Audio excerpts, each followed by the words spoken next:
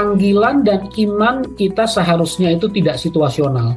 Panggilan dan iman itu relevan lintas generasi, lintas zaman, lintas situasi. Ada tidak ada resesi, ada tidak ada COVID. Sebenarnya kita kan cuma ganti judul tema ya dalam hidup ini ya. Jadi zaman dulu sampai zaman sekarang para nabi pun, Alkitab pun berkata ya mau pergantian pemerintah, pergantian iklim, pergantian situasi, panggilan dan iman kita tetap relevan. Justru tantangannya, bisa nggak resesi memunculkan pejuang sukses sejati? Sangat bisa, tapi yang lebih bahaya, jangan lagi nggak ada resesi, lagi jaya, malah hilang sukses sejatinya. Lebih susah orang tobat waktu jaya daripada orang tobat waktu susah.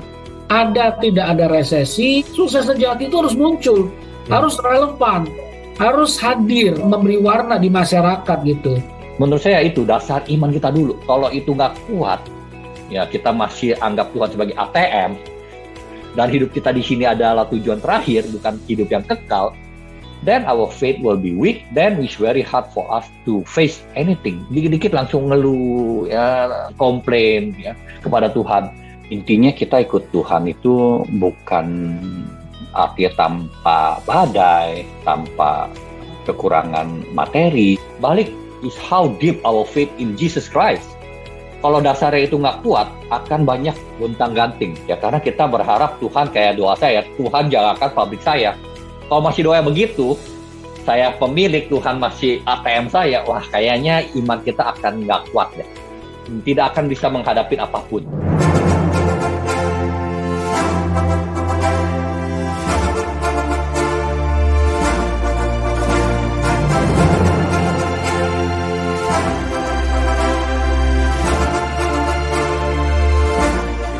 Kita sudah dihantui dengan banyak sekali kalimat-kalimat atau berita yang cukup mengkhawatirkan, kalau tidak dibilang menakutkan. Bersiap menghadapi krisis global 2023.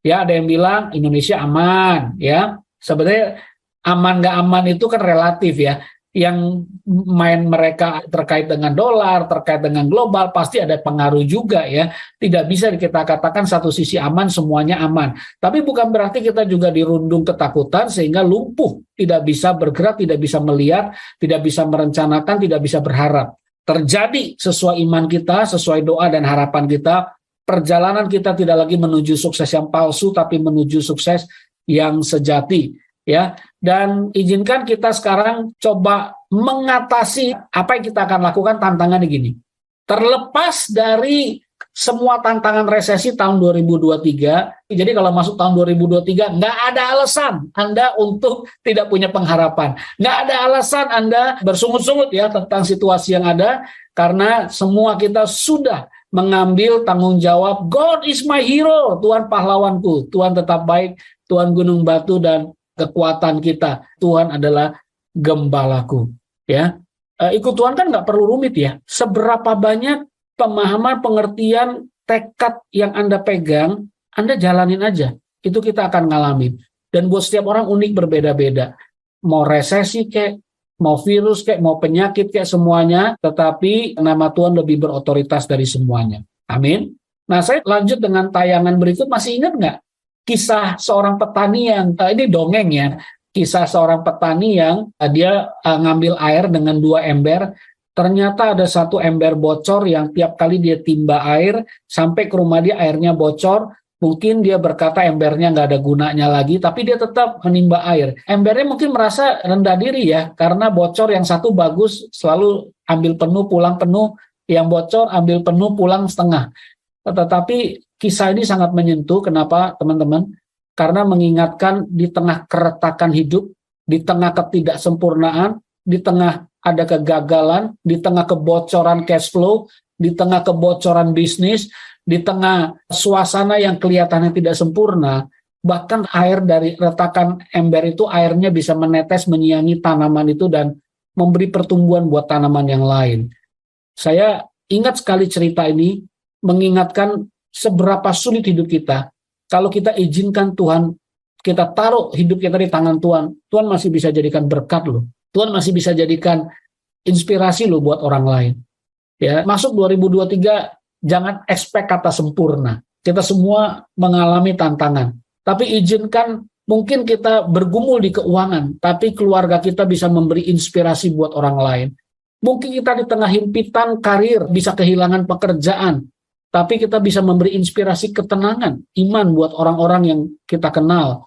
Mungkin kita mengalami tantangan di keluarga, tetapi kesehatan kita, cara kita memelihara 6 harta yang Anda sudah pelajari di dalam sesi sukses sejati ini, bisa menginspirasi orang lain karena katanya, buat apa semua kita miliki tapi kesehatan tidak kita miliki. Izinkan apapun ketidaksempurnaan kita tidak menjadi alasan kita tidak menjadi inspirasi, tidak menjadi berkat buat orang lain.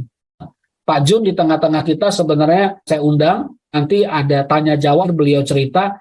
Beliau juga sebenarnya naik turun ya, mengalami tantangan. Ceritakan satu alasan ya Pak Jun, kenapa sebagai pribadi, pebisnis, yang walaupun baru mengalami mujizat, tantangan dapat investor yang akhirnya katanya bisa mendapatkan modal untuk bisnis dia dengan luar biasa, tapi tetap ada tantangan buat diri sendiri karena masih dalam tahap pemulihan ya, tapi masih memberikan ruang kecil atau mungkin ruang setengah besar di hati Pak Jun untuk bisa tetap jangan patah belajar satu kata peduli buat orang lain. Kenapa Pak Jun? Ya, terima kasih. Dalam banget lagi pertanyaannya. Biasanya kan kalau orang lagi susah semuanya pokoknya selamatkan diri sendiri dulu kan ya. Save ourselves. It's not wrong, nggak salah.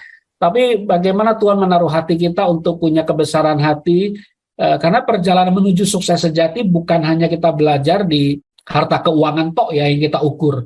Tapi ada harta hubungan, harta lainnya. Apa yang membuat Pak Jun itu teguh terus gitu mungkin ya dalam iman. Teguh gitu, dan bisa melakukan apa yang sekarang dilakukan.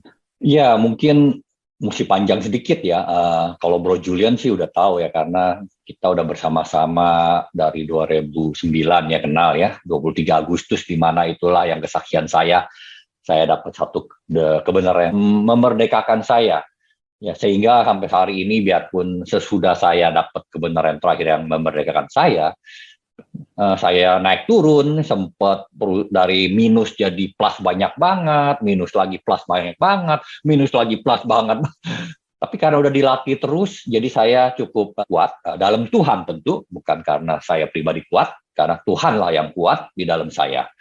Tapi menurut saya yang membuat saya tetap tahan, biarpun hidup dalam hutang istilahnya berkali-kali, tidak bangga, tapi ya saya sudah bisa terima seizin Tuhan selama kita melakukan yang baik, yang benar. Saya tambahkan yang dimaksud hutang itu hutang bisnis produktif ya, bukan karena hutang gaya hidup itu yang baik. Yes. Ya, jadi hutang itu bukan karena foya-foya, tapi karena memang untuk investasi, untuk kehidupan juga sempat ya mungkin pernah dengar cerita saya.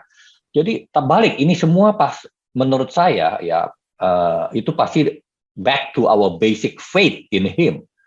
Ya, apa yang kita sebagai orang yang percaya Tuhan Yesus, apa sih? Kenapa sih kita percaya Tuhan Yesus? Dan kenapa sih saya masih mau meluangkan waktu, mempersembahkan, kalau saya udah berubah, saya tidak lagi ada bahasa korban untuk Tuhan, tapi mempersembahkan waktu saya, hati saya, dalam keadaan lagi susah gini pun masih mau sharing ya harapan, iman, harapan kasih Tuhan. Balik is how deep our faith in Jesus Christ. Kalau dasarnya itu nggak kuat, akan banyak gontang-ganting. Ya, karena kita berharap Tuhan, kayak doa saya, Tuhan jangankan pabrik saya. Kalau masih doa begitu, saya pemilik, Tuhan masih ATM saya, wah kayaknya iman kita akan nggak kuat deh. Tidak akan bisa menghadapi apapun.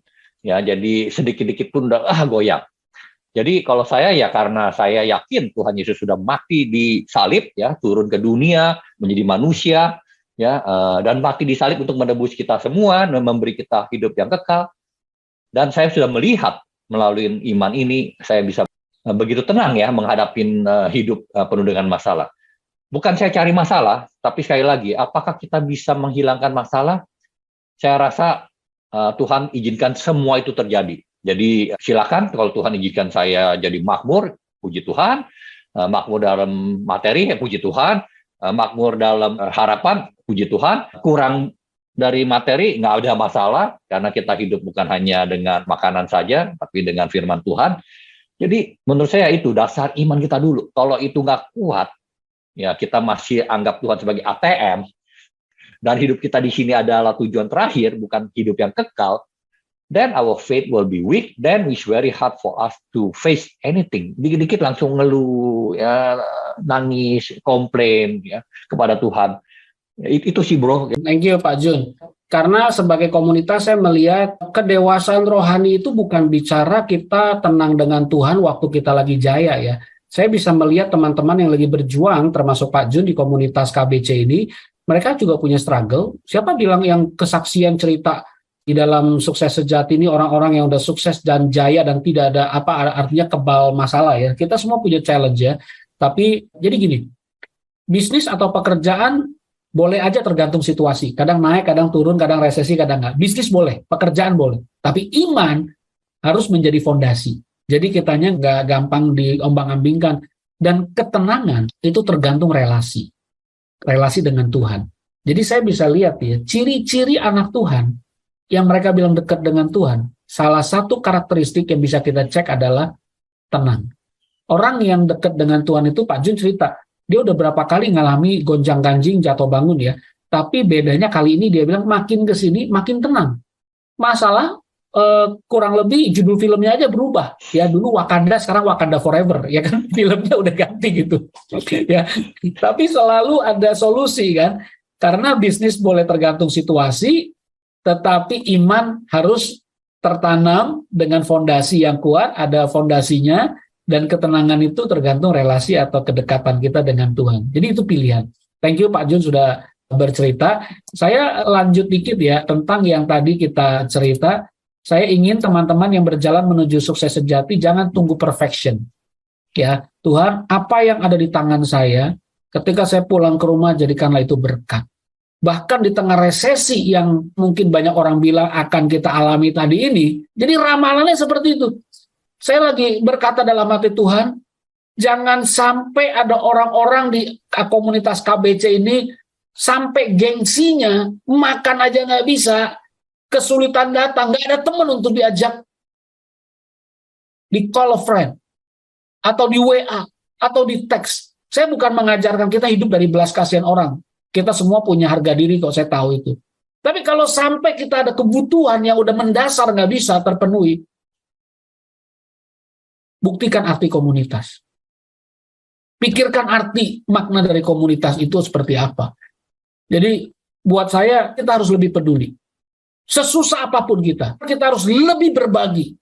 Seterbatas apapun kita harus lebih berani menelpon, mengecek, ketemu teman-teman yang mengalami perjuangan. Menawarkan doa, menawarkan akses, menawarkan informasi yang berharga, menawarkan dukungan, menawarkan apapun juga yang bisa membuat kita menjadi alat Tuhan. Sama seperti doa San Francisco Assisi, Tuhan jadikanlah aku pembawa damai. Karena kita mau tahun politik. Bila terjadi kebencian, karena mungkin kurang uang, banyak ribut, ekonomi berat, banyak sensi, jadikanlah aku pembawa cinta kasih. Bila terjadi penghinaan, jadikanlah aku pembawa pengampunan. Mana Tuhan kamu? Mana katanya lu ikut Tuhan bisa sukses? Nggak ada jaminan tuh. Dari Alkitab bilang ikut Tuhan sukses secara materi, sukses secara iman, sukses di mata Tuhan. Ya, tapi bukan sukses di mata manusia. Bila terjadi perselisihan, aku pembawa kerukunan. Ya. Bila terjadi kebimbangan di kantor, di komunitas, jadikanlah aku pembawa kepastian. Bahwa di balik badai pasti ada pelangi. Bahwa problem itu tidak permanen. Bila terjadi kesesatan, aku pembawa kebenaran. Bila terjadi kecemasan, aku pembawa harapan kembali ke rumah, ke kantor, ke komunitas. Bila terjadi kesedihan, aku sumber kegembiraan. Bila terjadi kegelapan, aku pembawa terang. Wow. Pak Jun pasti senang dengan doa ini Pak Jun ya? Sangat, ini ya sampai lagunya juga. Ini memang wow. Ya Tuhan Allah, ajarilah aku untuk lebih suka menghibur daripada dihibur, mengerti daripada dimengerti, mengasihi daripada dikasih, sebab dengan memberi kita menerima, dengan mengampunin kita diampunin, dan dengan mati suci kita dilahirkan ke dalam hidup kekal. Ya, thank you dilengkapi. Semua kata me dan bukan di Bukan nunggu dikasihani, bukan nunggu diberi, bukan nunggu diampuni, tapi itu bicara satu kata yang tadi di awal saya sudah ceritakan, investasi. Paling tidak satu harapan, satu ketenangan, satu kebenaran, satu kepastian, satu pengampunan, satu cinta kasih yang bisa Anda bawa, it makes a difference. Itu membawa sebuah perbedaan. Itu adalah investasi yang Anda berikan menuju perjalanan sukses sejati ini. Ya, benih ini diinvestasikan kepada yang lain. Yuk, jangan jadi pejuang sukses sejati yang cengeng. Yuk kita belajar, napas aja itu sebuah hadiah. Emangnya kalau Anda tidak bersyukur, kebangetan kan? Emang orang di rumah sakit beli napas pakai apa itu namanya ventilator, berapa duit itu satu ICU di satu malam 5 juta, 10 juta, and you are free. Anda napas dengan sehat, dengan leluasa. Apa iya itu nggak perlu disyukurin? Apa iya hidup ini perlu dicengengi seperti itu? Apa iya kita perlu hidup bangun tiap pagi dengan situasi seperti nggak ada harapan? Apapun yang ada di depan matamu untuk dikerjakan oleh tanganmu, kerjakanlah kata firman Tuhan dengan sekuat tenaga, dengan segenap hati. Karena kalau kita dipercayakan hal kecil, kita lakukan dengan setia, niscaya kita akan dipercayakan perkara besar. Ya, jadi terus lakukan dengan iman hal sekecil apapun yang dipercayakan oleh Tuhan kepada kita. Jangan membandingkan diri dengan orang lain. Nggak boleh punya mental kerjakan sedikit cepat kaya. Itu mentalnya nggak ada mental sukses sejati lah.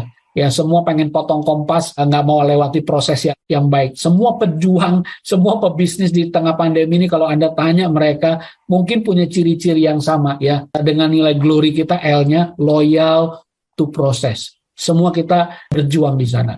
Nah, inilah yang membuat kita belajar start ya untuk punya mentalitas siap menuju sukses sejati. Karena untuk menuju itu perjalanannya panjang sekali, napas mesti panjang. Makanya kita udah tahu menuju sukses sejati itu a long journey. Jangan napas tuh dihabisin buat sungut-sungut, beban hidup jadi berat.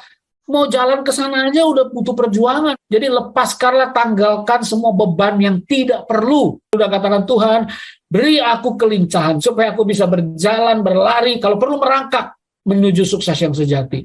Karena Martin Luther kan berkata kan, kalau nggak bisa berlari, berjalanlah. Kalau nggak bisa berjalan, merangkaklah. Tapi satu hal yang pasti, Anda progressing, Anda maju. Dan spirit itulah yang kita ingin ada di tengah sukses sejati kita. Lagu ini meaningful, begitu bermakna.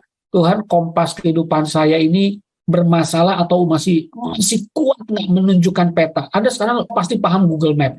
Salah jalan aja Google Map bisa rerouting, bisa ngatur arah kembali, mengarahkan kita ke jalan yang benar.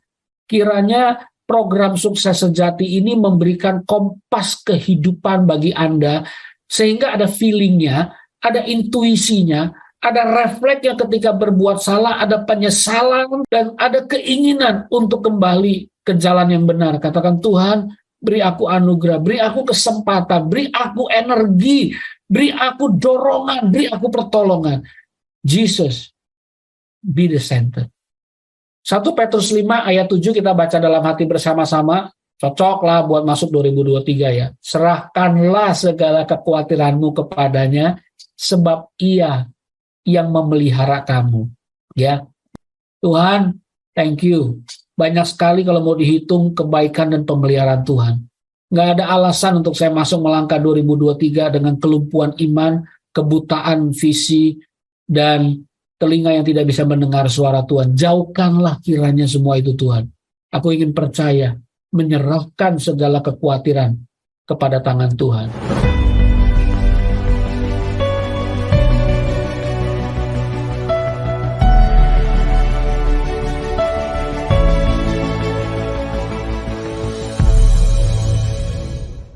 Intinya kita ikut Tuhan itu bukan artinya tanpa badai, tanpa kekurangan materi, apakah selalu pasti hubungan baik. Saya yakin kalau hubungan baik itu pasti Tuhan akan siapkan, tapi itu banyak bagian kitanya. Ya, kalau saya pegang ayatnya ini saya ngomong bukan materi dulu, hubungan ya, itu keluarga. Saya belajar satu ayat dari Tuhan Yesus. Tuhan Yesus ada bilang, belajarlah dari aku karena aku lemah lembut dan rendah hati. Benar ya? Dan itu hanya ayat itu yang Tuhan Yesus yang ngomong, belajar dari aku. Hanya 2 karakter itu yang Tuhan Yesus ingatkan kita, specifically. Artinya itu dua karakter itu sangat penting ya. Jadi ya kita mesti lemah lembut dan rendah hati. Nah, banyak keluarga itu pecah karena ya kita sebagai suami ya, jadi kepala keluarga, ya kita yang mesti lead by example. Kalau sampai berantakan itu pasti ya salah kita sebagai suami kepala keluarga. Jadi kalau menurut saya itu, kalau kita sampai bisa jatuh karena, nah kalau saya udah sadar juga, saya tidak akan berharap orang berubah dulu sebelum saya sendiri berubah.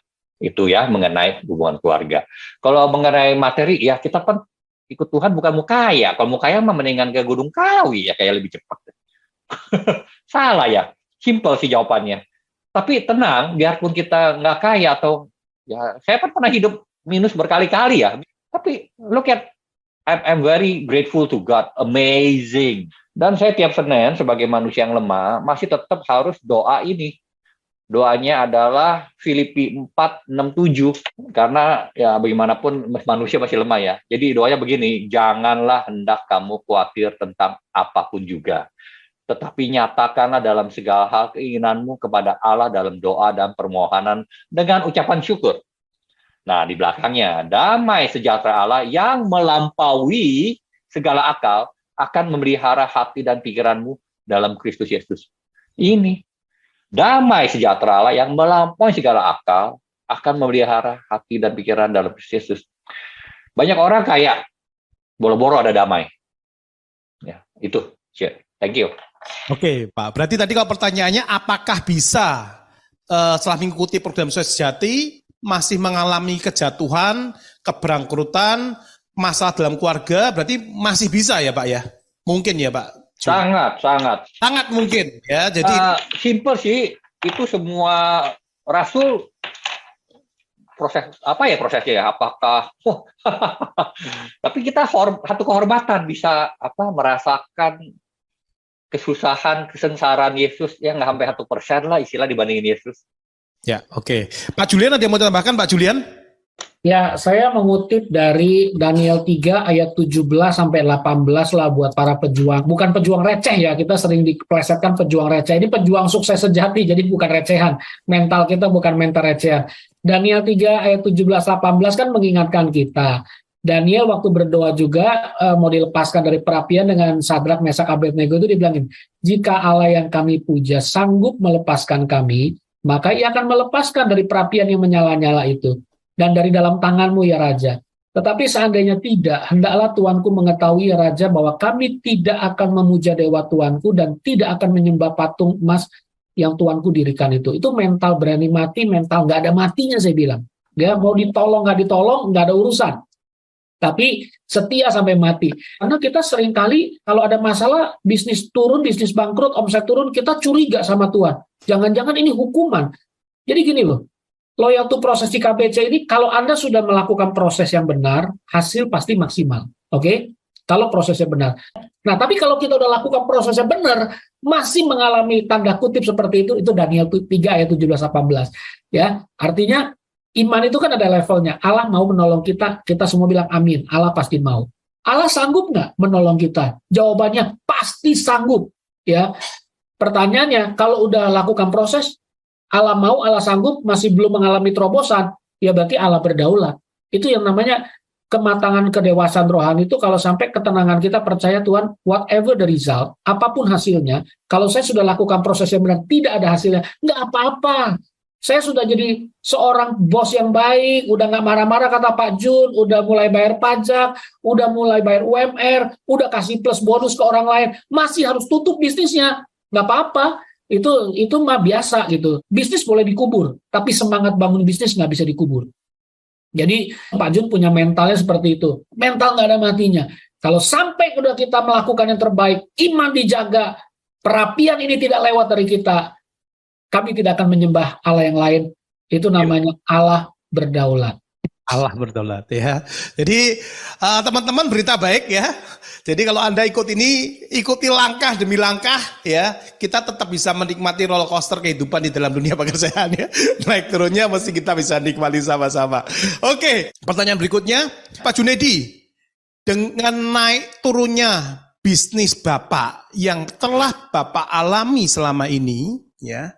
Saya ingin Bapak sharing lagi, kan Bapak udah ngalamin naik turun nih Pak ya selama ini. Tadi udah minus berapa kali katanya ya. Saya ingin Bapak sharing lagi inti-inti apa yang Bapak lakukan saat Bapak sedang down.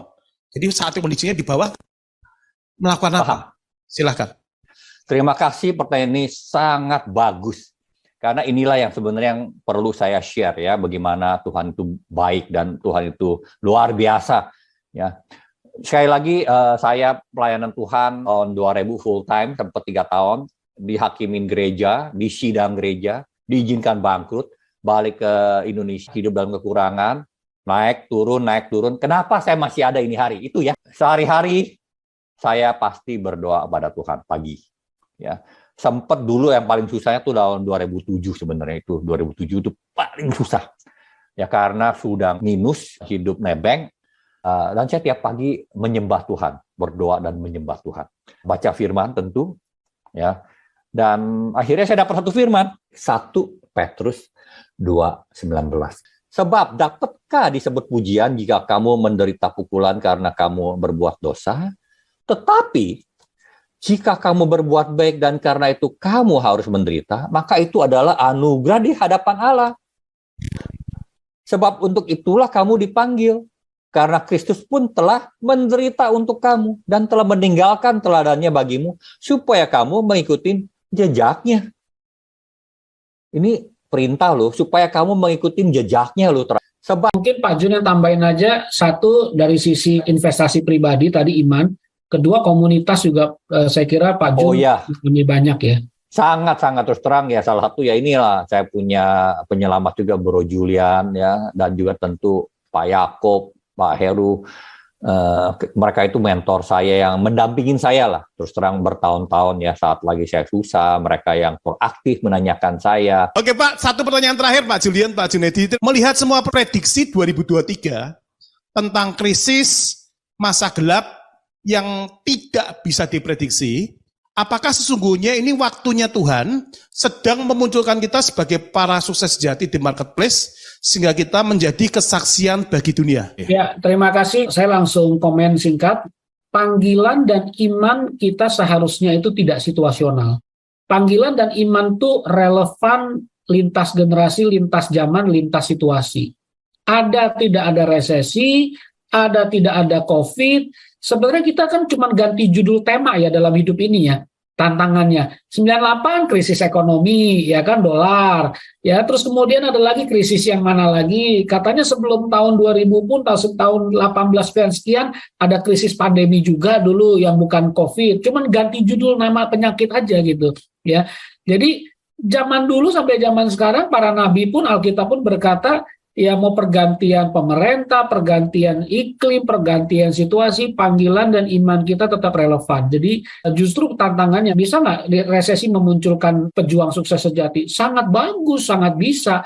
Tapi yang lebih bahaya, jangan lagi nggak ada resesi, lagi jaya, malah hilang sukses sejatinya. Lebih susah orang tobat waktu jaya daripada orang tobat waktu susah.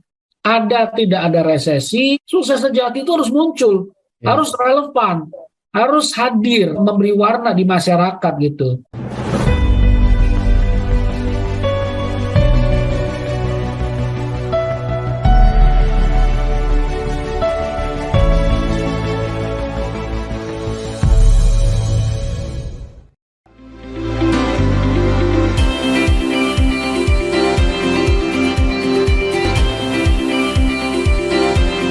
Riser and Podcast listeners, terima kasih Anda telah menyimak Rise Podcast Special Edition yang dipersembahkan oleh Kingdom Business Community. Harapan kami setiap episode Rise Podcast dapat menginspirasi Anda untuk terus mengalami transformasi dalam melakukan bisnis dan profesi Anda untuk tujuan yang mulia, membangun bisnis melalui manusia dan membangun manusia melalui bisnis. Kami mengajak setiap Anda dan perusahaan Anda untuk bergabung bersama kami dalam komunitas Kingdom Business Community. Secara bersama, kita bisa bertumbuh, berkembang, dan sukses, serta dapat berkolaborasi dalam gerakan kepedulian kepada sesama untuk Indonesia yang lebih baik. Untuk dapat bergabung, silahkan kunjungi website Kingdom Business Community di www.kbc.or.id atau hubungi Sekretariat Nasional KBC di 0817 131 257. Sekali lagi, www.kbc.or.id. Rise Podcast Kingdom Business Community. We podcast with heart. Sampai jumpa.